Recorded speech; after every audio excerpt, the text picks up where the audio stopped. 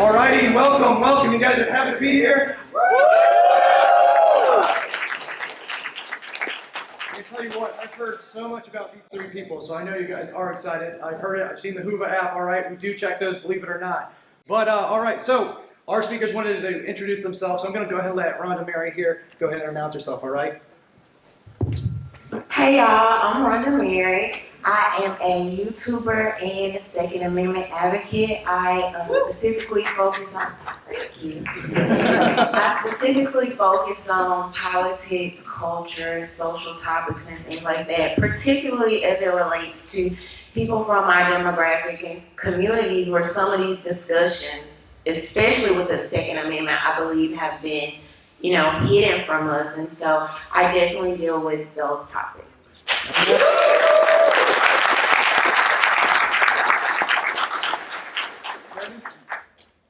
What's going on, guys? Brandon Herrera, the owner of the AK Guy, where we take the only thing that communists ever did right and we use it to make money.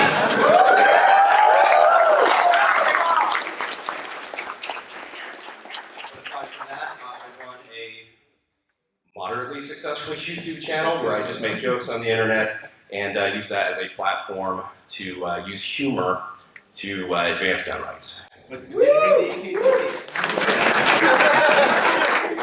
Never heard that one before. Alright, I'm Mike. I run the Mrgunsngear channel. For those of you guys that don't know, I consider myself a civil rights advocate, but obviously I focus on Second Amendment because without the Second Amendment there is no civil rights. All the other ones will fade away. Just background, I had a very short stint in law enforcement and realized it was not for me at all. Ran away quickly. I also served in the Army and the Air Force.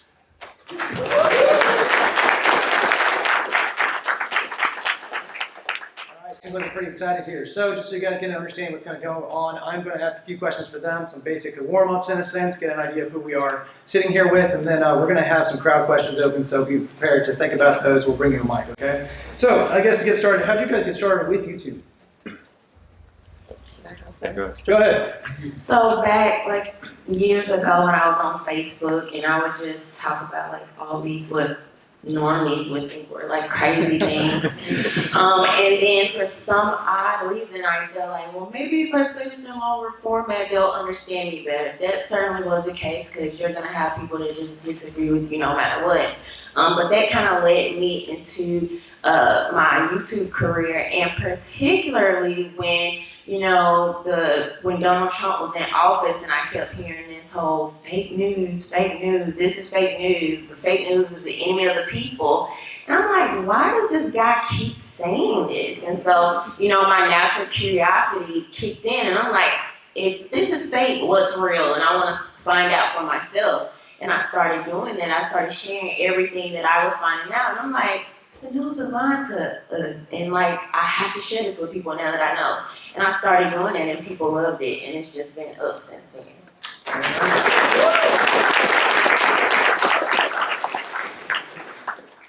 My thing is that I will just always love guns. I've loved building guns. I love shooting guns. I love showing people shooting guns. And I just wanted to kind of have a platform to, share that, just do stuff that I thought was cool. And then a couple years ago, I'm like, oh, people actually do this for a job. That's weird. So I actually dropped out of pre-law and pursued guns just full time. And luckily, it didn't go as poorly as everyone in my family thought it would. But yeah, that's why I'm here today. It's a pleasure to be here.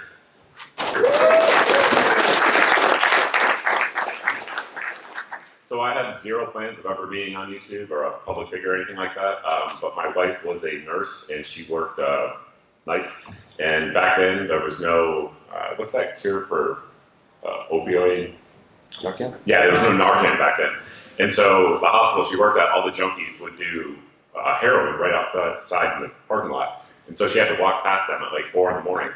And I was like, when she told me that, I was like, what? You need a gun today. So we went that day and bought the brand new Gen 4 Glock 19, and it didn't work. The new ones, for folks that are into guns, probably know they had issues. And so I made a video just showing the issues because I was pissed. and the video just went viral. I was just trashing the gun, and then all took off from there. Awesome, awesome. So whoever, yeah, go ahead.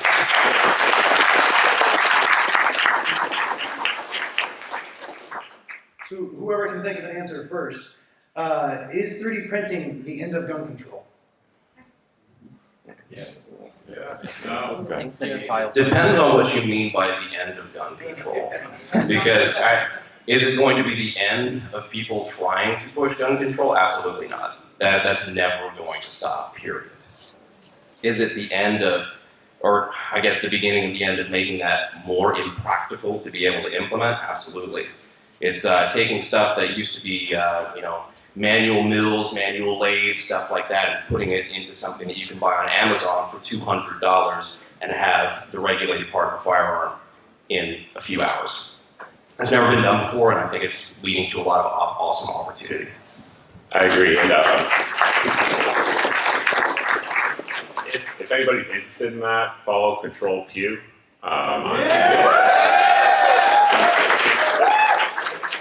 Awesome information on how to get started from scratch, like basic level all the way up to pretty advanced stuff. So really good follow there. I would say that 3D printing has definitely been the biggest step towards going back to the Second Amendment as actually written. And I believe that at that point, if we were to see law enforcement try to impede at that level on our rights, I don't think it would be a pretty picture. So it depends on where it would go from there, whether it would be the end of gun control or not. But that would be how we as a people would respond to it.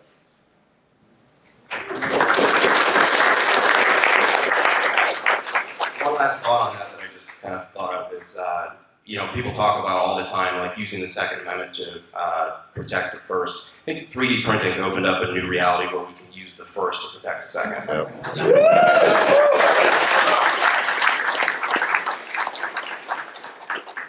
Fantastic. So why do we need guns if we have cops?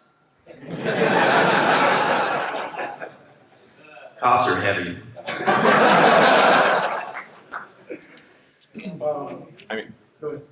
So I would say right now we're kind of living in this really weird time in history where you have some of the same people who will talk about how much the cops should be abolished or reformed, and some of these same people will look you dead in your eyes and say, only the cops should have guns, and it's just not a smart position to take. And if we're gonna have an honest conversation about how this thing would go, it would be the cops that would be coming to our doors to enforce the laws that would infringe on our Second Amendment rights. That's just what it is.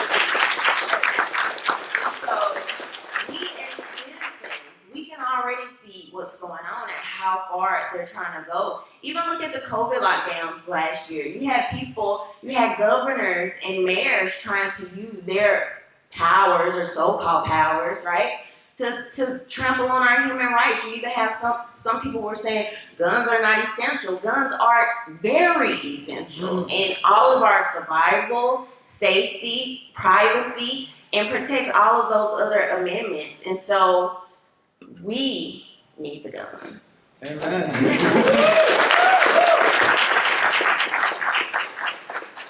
And just to add to that, what she said isn't hypothetical. Like, if you look at cops coming to seize the guns, it's already happening with red flag laws constantly. And to my knowledge, there's been 3 officers, again, there could be more, that have refused to serve those orders, and every time they've been fired, they're just replaced by ones who will. So. It's one of those things where people, you don't feel comfortable outsourcing things like healthcare to the government. So why would you try to outsource your personal protection to the government? And Mike made a really good point. I would also say something I hear a lot when I'm talking to people about the issue of cops confiscating guns. These particular very blue thin line, very cop supported. They'll say, oh, well, the cops in my area would never enforce laws like that. Well, all of us don't have the privilege of even saying or thinking that. And so we need to stop these things from happening in the very first place, because one thing that Martin Luther King said, and I'm going to paraphrase because I don't know the exact quote, but it was something similar to a threat to justice anywhere is a threat to justice everywhere. And so what we're going to start seeing happening, if we're not careful, those things that are going on in New York and California, they're going to slowly creep over into your neighborhoods, slowly creep over into your cities and your states. So it's important to care. And we don't want anybody's rights, regardless of they may not look like you, think like you, they may not even be on the same political aisle as you. But supporting those human and constitutional rights is important for us all. Amen.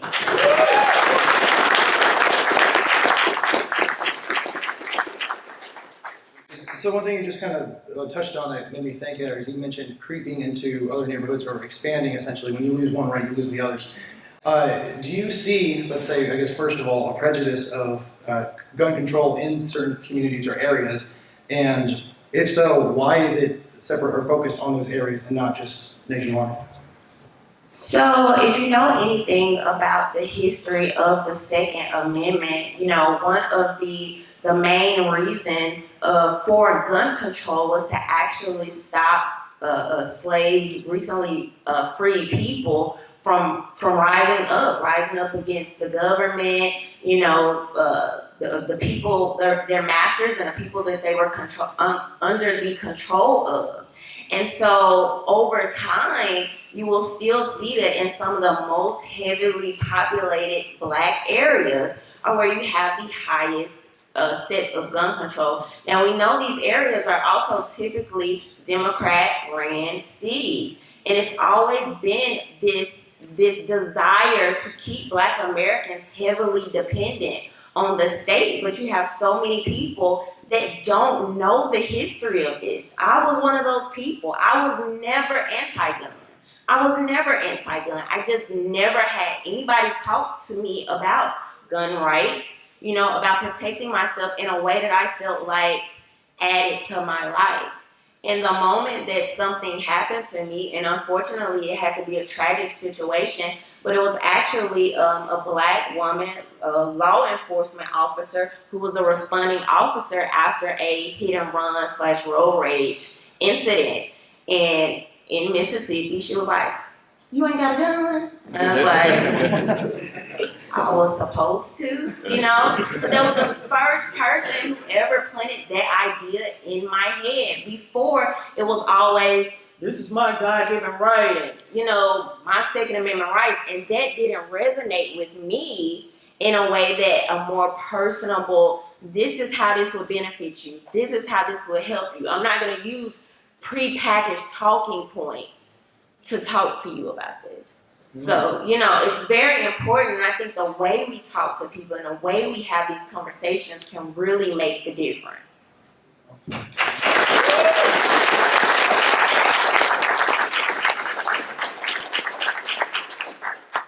Awesome. So real quick, I feel like I have to ask this from each of you. Are you going to run for state rep? No. I have zero desire to ever be a politician. Absolutely not. Sounds like a resounding no. Well, what did I expect? All right, anyway, so I'm going to open up for crowd questions. So the way this is going to work is if you have a question, raise your hand. I have Chris here in the back. Chris, can you raise your hand real quick? He's got the microphone. He'll run over to you, hold the microphone for you. You can ask your question, all right? Go ahead and choose your pick. Here. Do test on this? You got it. Sure, I can hold it for you. All right. I, on behalf of the Real American Patriots, want to thank Brandon Herrera for defending our little brother, Kenosha Kyle. Let's go!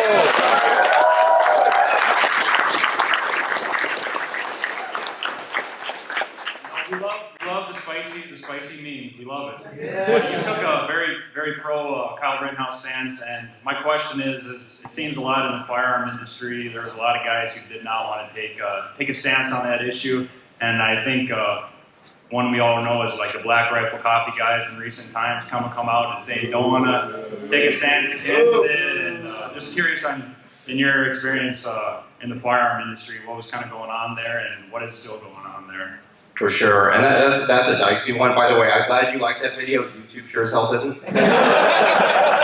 Never does. Hey, if your YouTube channel gets deleted, you're doing something right. I'm telling you, my accountant. But yeah, it's definitely a dicey one because the bigger the company, it's just the way this works is like the more you have to kind of toe the line and everything like that. And so a lot of people kind of fall into that. But that's one of those things where I think we get really in a hurry to disavow people who aren't taking every single political stance we want. In reality, we need to look for allies anywhere we can. People that are normalizing guns everywhere, I think it's people that we shouldn't just throw out with the bathwater. But if anybody in the gun industry or the gun community doesn't agree with me that Kyle Rittenhouse acted in self-defense, would we just disagree? Yeah, I came out pretty strong in support of him as well, and I actually had several companies reach out to me to see if I knew anyone who knew him so they could get him a better gun. So there are companies that support him. You wouldn't have had to clear those malfunctions if he was using an AK.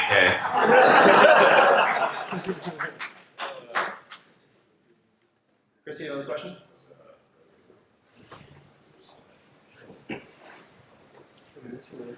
Hey Brandon, I asked this on behalf of all of your subscribers. When are we getting another AK-50 update? Next person to ask is 50 lashings.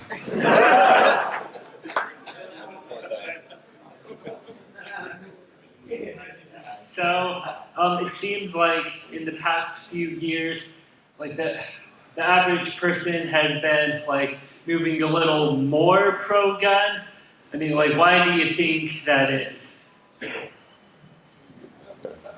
I think, well, particularly what we saw last year with COVID, with the protests, we have our suspicion that possibly some of the politicians were kind of egging some of these things on, and just all of the authority that we tried to see overreaching last year, that I think a lot of people are waking up to what's happening and the potential of what could happen. And now we're looking at inflation, homeless rates maybe going up soon, police officers are taking longer to respond.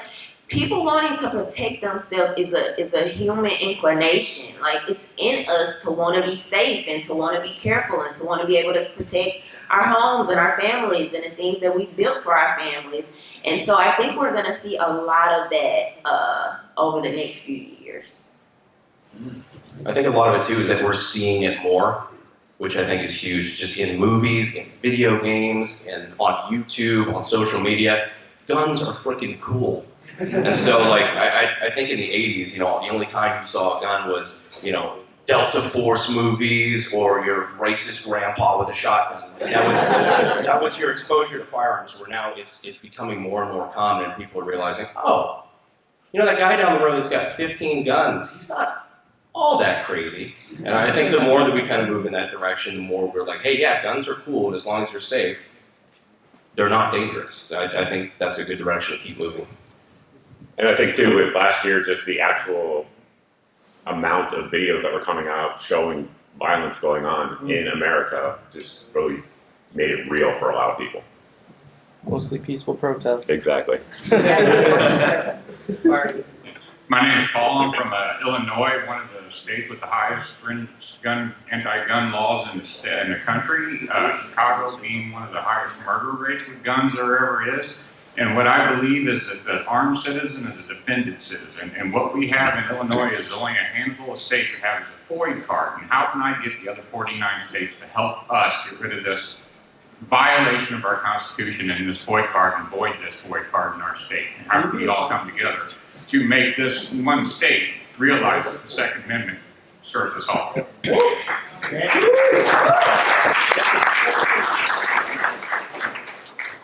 I would say for any states' rights issue, the large gun rights organizations within the state, generally speaking, have the most power. Obviously, there's other national ones, FTC, GOA, etc. But working with them to change it is probably going to be the most effective way. Just side note, Massachusetts also has the same FOIA card or FOIA card, whatever it's called. So. Yeah, and unfortunately, it isn't just one or two states, because I'd probably say about a quarter to a third of the states in the country have some form of crazy overreaching gun control. And it's just an individual fight that I guess everybody in their own state has to really kind of take on, because it is something that is happening pretty much everywhere, unless you're in like a super, super red state. You got a question? So, a lot of the left argues that gun manufacturers should be held liable for any kind of homicides that happen with their guns. Do you think that public places that are required gun-free zones should be held liable since they don't allow people to protect themselves in public areas? I think the people who shoot people should be held liable.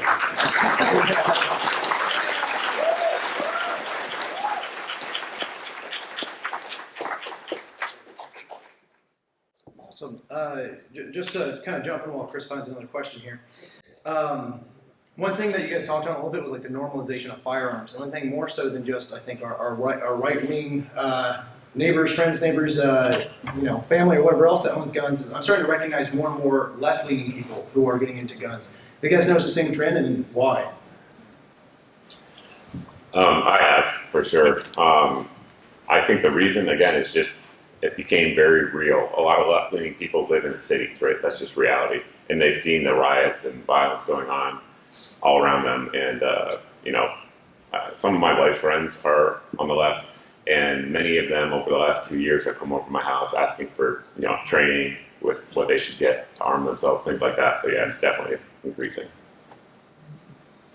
I also think that, if you have a healthy suspicion of like law enforcement, and then also kind of seeing how in some of these larger cities, how long they even take to respond, I think that can motivate anybody to want to have the ability to protect themselves. And we also have to remember that, the ability to protect yourself is something that's innate. I don't think it's like a foreign concept. I think in a lot of ways and a lot of times it's how we're talking about these things and presenting them. And if we would snatch some of these false narratives from the media that says gun ownership is only for white supremacists, gangsters, and school shooters, if we would take those narratives away and expand the message and show what it's really about protecting families, protecting communities. When we can't, law enforcement always doesn't respond quick enough, right? It can be very advantageous for everybody, regardless of political affiliation. I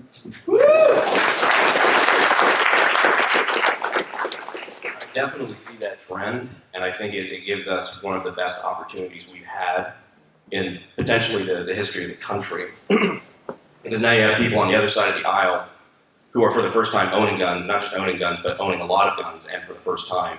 And so now when politicians are calling for banning AR-15s or high-capacity magazines, there's now a lot of people on the other side of the aisle who are like, hey, wait a minute, I've got one of those. Like, hey, I don't really want to give that up. I didn't do anything. And so I think, hopefully, that's going to make it a lot less politically opportunistic for left-leaning politicians to try to go for gun control, which...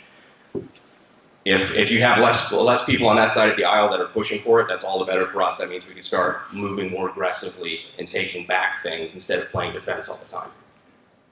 Nice. All right, Chris. Hello, my name is Andrew. First thing I just want to say is I'm a big fan, Brandon. Watch your videos all the time. Me and my friends, we watched the AK-50. We taught cycle. We all yelled. We got noise complaints. It was awesome. I apologize to your neighbors. My question is, in regards to at the beginning of the pandemic and to now, there's a big ammo shortage. With you guys in the gun industry, have you heard anything in regards to like that ever improving, or is there I don't know what solutions there are, but I'm just curious. So I have FFL, so I have access to like the big distributor inventories, and it's not getting any better anytime soon. And like Federal and other companies, U.S. companies anyway, are still actually raising their prices for distributors. However, the good side is we're starting to get more foreign ammo in now. There was a lull about 6 months last year where they weren't producing ammo either in Europe and in Mexico and Russia, but that's stopped, so it's coming in now, but I don't see it getting better anytime soon. Not what it used to be anyway. And you got to be careful with that too, because now there's a higher demand for ammunition, and that traditional business tells you, okay, now I need to buy a lot more machines, I need to hire more people, I need to expand my company, double the size to meet the demand.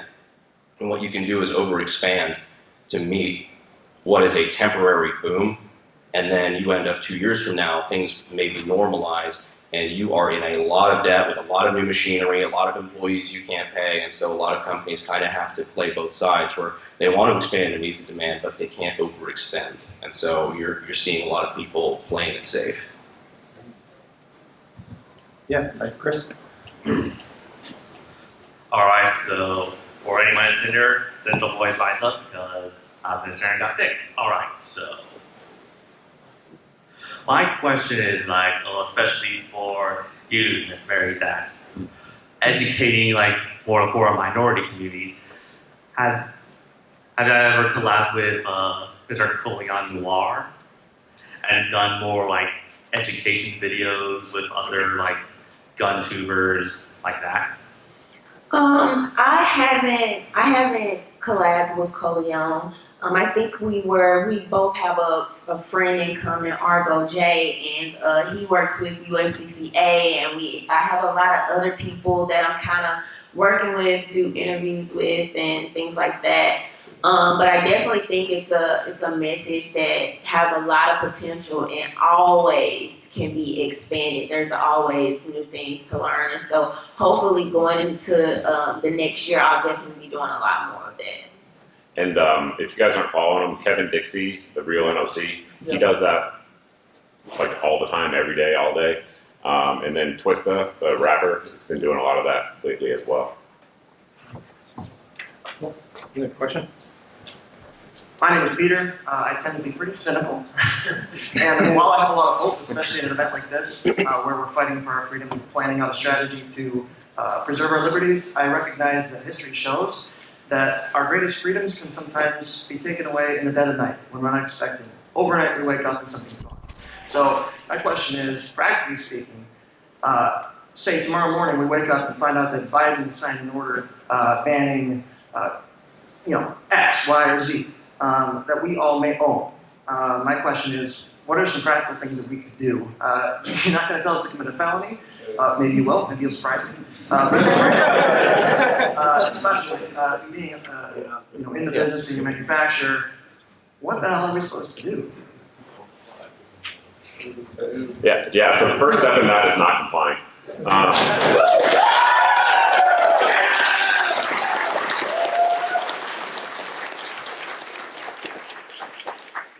Just a good example is the bump stock ban that happened. There were over 1 million of those in circulation. 1 million people didn't destroy those. That didn't happen, right? And then now, magically again, you can have bump stocks. So now they can use them again. But that's the first step. Then let the process play out, and hopefully it ends in our favor, I'd say. So immediately, my first response is to say that it goes straight to the courts, which thankfully right now are in our favor. Ish. And if they're not, pack your bags with gloves, kiddos.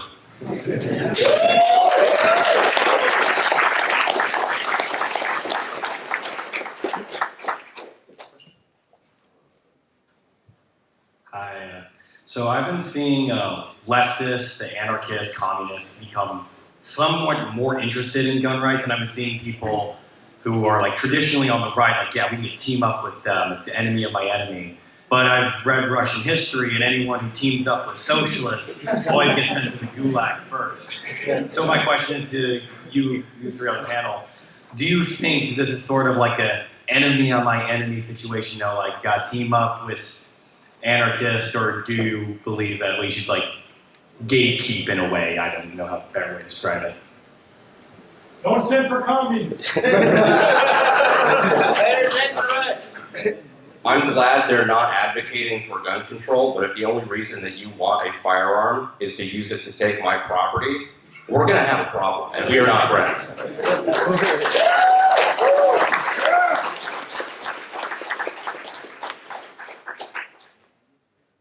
Awesome. Next question. Hi, my name is Zach. My question is, what should we do about the ATF?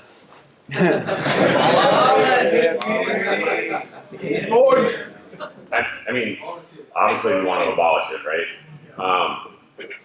But in the near term, I would say the best we can do is try to defund it and take away their regulatory powers, little by little, piece by piece, until it just becomes irrelevant, and then hopefully it can be disbanded.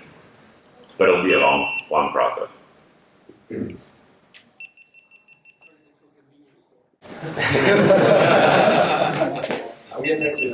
lot of things that people talk about, abolishing the ATF and everything. In reality, the way that would probably look like practically is their job would basically be taken on by the FBI. All the powers and things that they have and the job that they have to do would just kind of be absorbed by the FBI, which I'm not exactly sure is better. I think neutering them is probably the best way to go about it. Like I said, taking the teeth away from their enforcement. And the biggest thing is to make sure we fight back on attempts to that the ATF is allowing itself to become a legislative agency, which they are not. They're an enforcement agency. They're there to enforce the law, not to write it. And that's, I think, the biggest threat right now. And just to add to that, with what the CDC did with writing legislation, quote unquote, 2 days ago or whatever, it's just going to embolden other agencies, unfortunately. So we need to be very wary of that. What's the biggest threat to the Second Amendment? Apathy. The cops that enforce it.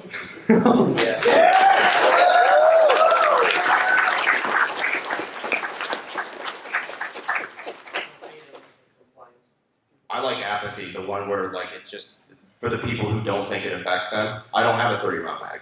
What do I care? I've got a shotgun. Oh well, I don't have mental health or anything like that. My background, red flag laws. Oh, that sounds like a good idea. Just little things incrementally over time. This doesn't happen overnight, and if you give an inch, they will take a mile and a half. I agree. It's the compromisers. So it's like the NRA supported. Agreed, right? And they've supported incremental infringements on our rights, and it's not just them, but other groups as well. So just that type of thing slowly eating away is the biggest threat, I think. Thanks. Question? Hello, I've got a question for all my friends in the NRA. What is the best standing position for firing a hunting rifle when you don't have a spine?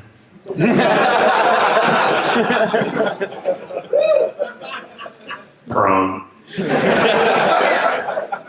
Question? Outside of the AK-50, what are some interesting projects we should be watching?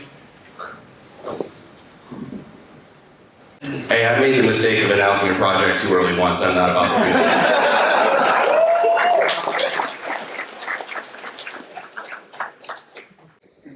Next question. Yeah, my name is Lauren. I'm from Ohio. Some of you guys know me on Twitter as the unironic ANCAP. This one's directed more towards Brandon. I heard someone mention anarchists and stuff. I'm a right-wing anarchist. I really like Rothbard. Who influenced you the most politically? Because I know you kind of lean libertarian, I guess, and I'm just curious why. There were a lot of people early on. Dr. Ron Paul, who I think is going to be here later, is fantastic.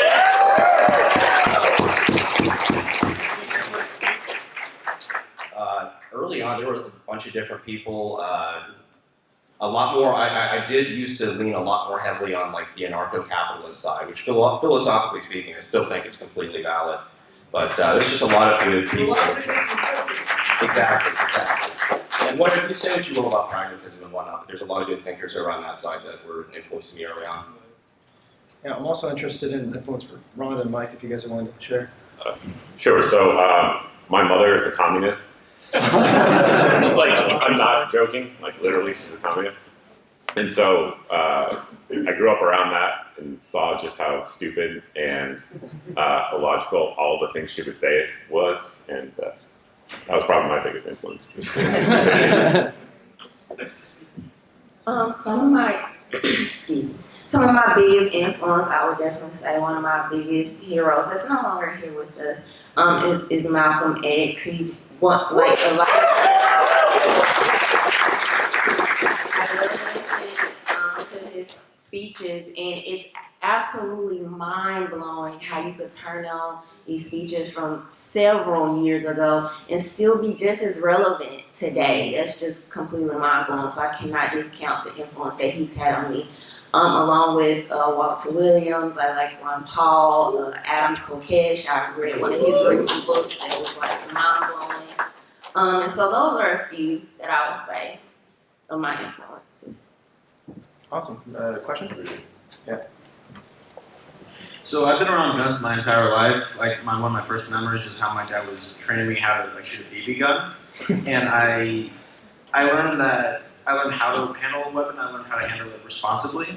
And so my question to you is, do you think that if we start educating our youth more towards not necessarily shooting a gun, but how the gun works, do you think that could actually go, that could help this current battle for the Second Amendment? Yes, absolutely, and that's something I do. I do that a lot, like how guns work, function, how to handle them, how to clean them, disassemble them, safely handle them, etc. And I know Brandon does a lot of videos like that as well. So yeah, it absolutely helps, and that's exactly why I do it, to make it less intimidating for folks to get their first gun. I definitely think education is so important.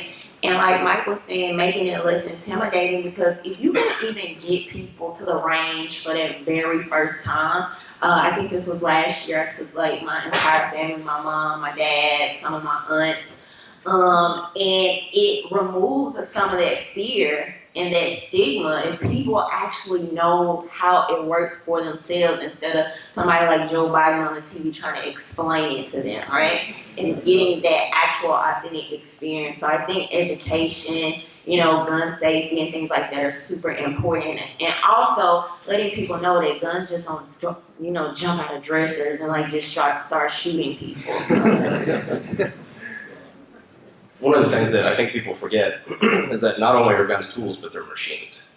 And they're really complicated machines sometimes. Sometimes they're simple machines. I think they're cool because I'm into that nerdy crap. But what's interesting is when you can teach people a little bit more about how they work, get them behind them in a context of a shooting range, things like that, the fear does start to go away, because the only exposure the average person who doesn't own a gun has had to firearms is just seeing them in the context of shooting people.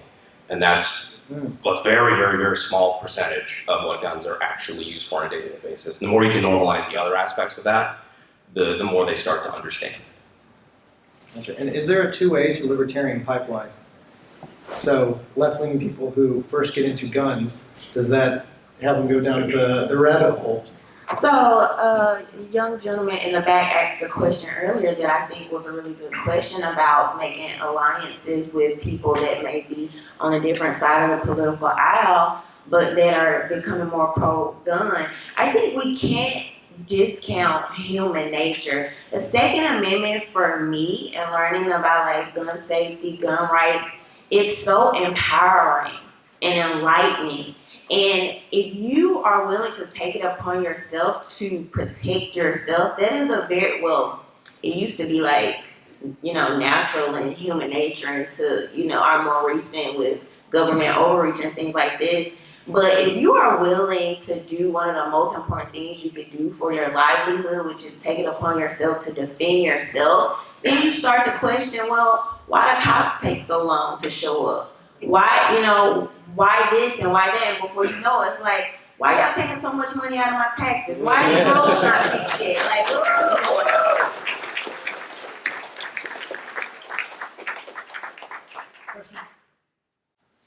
So my question is about our rights in action. So I would like to ask all three of you, what's your EDC, gun, and location? And then what do you think about absolute reciprocity? You don't have to. Yeah, sure. So my EDC typically is either, right now anyway, a Shield Plus or a J-frame. Right now I'm carrying a J-frame, just because I'm traveling. It's easier. And then, what was the second part of that? Absolute reciprocity. So all states, you can't go from one state to another and suddenly get caught because, oh, well, we have a whatever limit. Tracking. Okay, yeah, so I believe that there should be no gun laws outside of the Second Amendment. I'm dead serious. And if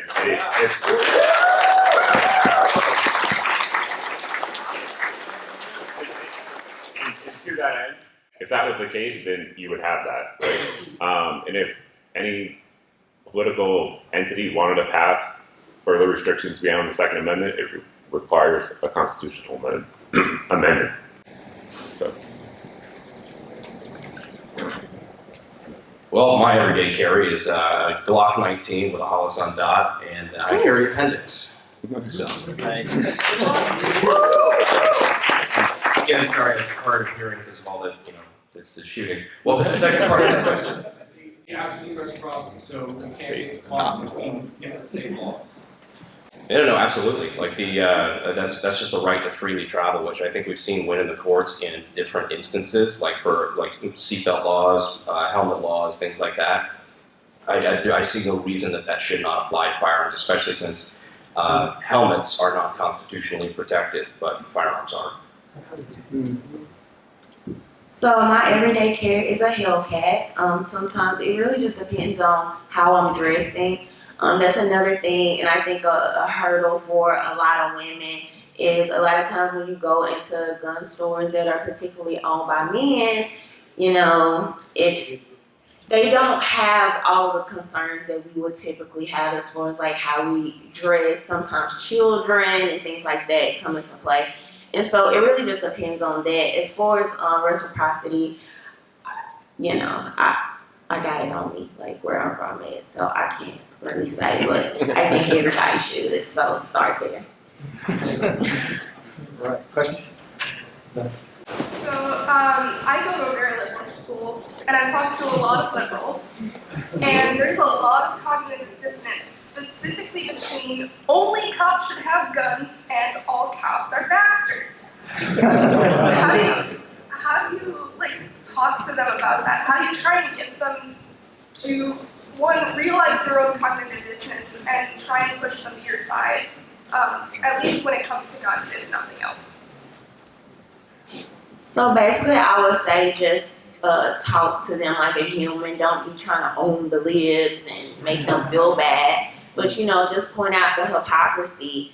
And what I found that really works is making it relatable to them. So I want to tell this really quick story if I can.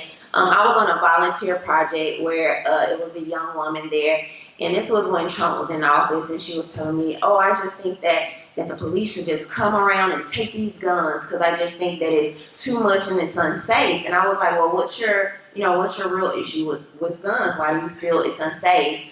And her response was because, well, my child spends a lot of time with his dad, and I just don't think his dad is on the right path. And I know he has guns, and I just don't feel safe for my child. I said, well, have you ever talked to your child about guns?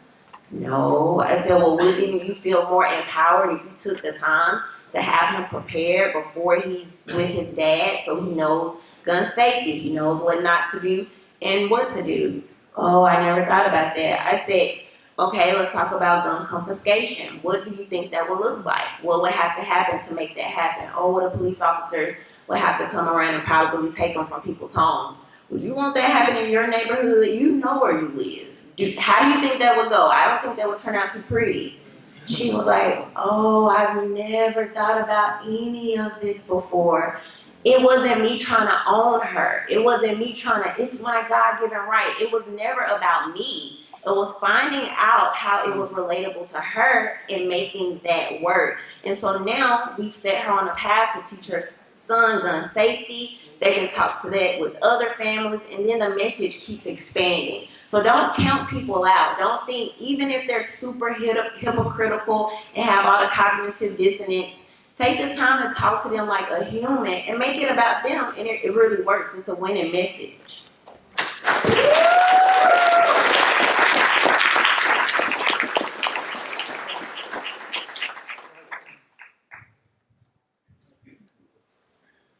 Real quick, before I ask my question, I just wanted to mention Duncan Lim, man in Maryland that was killed in a no-knock raid, just trying to keep his name alive. I was wondering your guys' position kind of on guerrilla Second Amendment activism. And for an example, my friend Maj Toure went to the heart of the BLM movement in George Floyd Square by himself and was giving free firearms education and training to whoever would walk up. And I was wondering your guys' kind of opinion on that sort of different path in spreading our rights that way. I think this kind of expands on what I was just talking about, making unlikely allies and then not discounting them out that they can't grow from that and learn from that and be empowered. And the next thing you know, they're moving some of those political positions so we can take some of this power back from these overreaching politicians. And so I think that's actually the smart thing to do, is making just everyday allies, changing people's minds. I agree. And I was part of an event a few years ago now in Charlotte that was sponsored by a local gun shop there. And basically they went into a pretty bad neighborhood there, mostly minorities, and did just that, the on-site training. And it was surprising to me at the time how many, particularly black males there, thought that they could legally own a gun. I mean, it was just getting that knowledge at that very base level is important. I'm genuinely a little conflicted on it because, for one, I do see a lot of value in using events and things like that to, again, it's all about normalization of firearms. Like the guys that are carrying these guns or the guys that own these guns, they're not the crazy people that the news tells you that they are. And so, like, opportunities to demonstrate that are fantastic. Depending on the group and depending on the people that you're around, I don't necessarily want to be seen on TV as somebody who is supporting that group. But the other side of that is those people, I feel like a lot of them will take your support and you think, wow, I made a stride, and then they'll stab you in the back immediately after because they were not paying attention. But they appreciate the fact you were marching with them. Yeah, one more on this question. Hello, my name is Patrick, and I would like to thank Brandon Herrera. If it wasn't for your video, I simply would not be here. So I really appreciate that. So my first question is, I've seen around my area from Pennsylvania that a lot of people fly the Blue Lives Matter flag, but then also fly the Don't Trend on Me flag. Okay. So, what do you think on that? And second, do you like the Don't Trend on Me flag or the No Step on Snack? Definitely no step on Snick.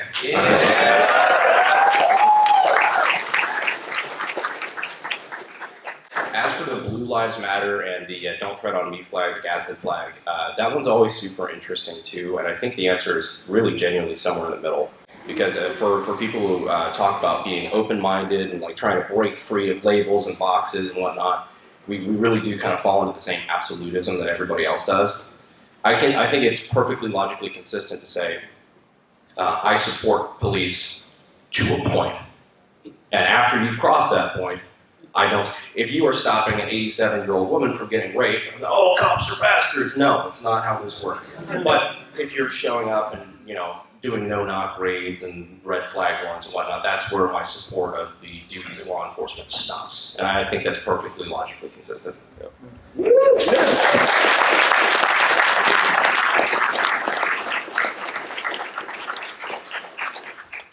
Alrighty, cool. So where can they hear more about you guys? Sure, so I'm Mrgunsngear, spelled like that. On everything besides Instagram, because they've deleted 2 of my accounts so far. Yeah. So now on there, I'm a senior Guns and Gear. Got a little flavor to it. Yeah. You can just find me on YouTube or Instagram at Brandon Herrera. This, fair warning, this is probably the longest I've ever gone without swearing. So. You can find me on YouTube, Instagram, and Twitter, Rhonda Mary. I am Rhonda Mary, some mixture of that. I've also had some accounts deleted, particularly on Twitter, but Rhonda Mary. Alrighty, well guys, thank you so much for being here. Let's give them a warm round of applause.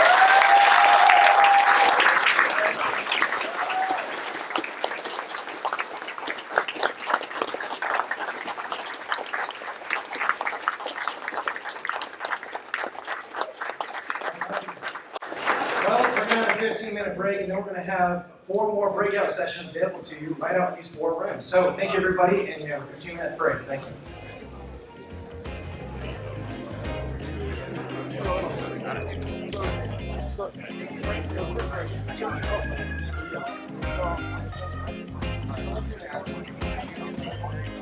Oh yeah, sure. Yeah.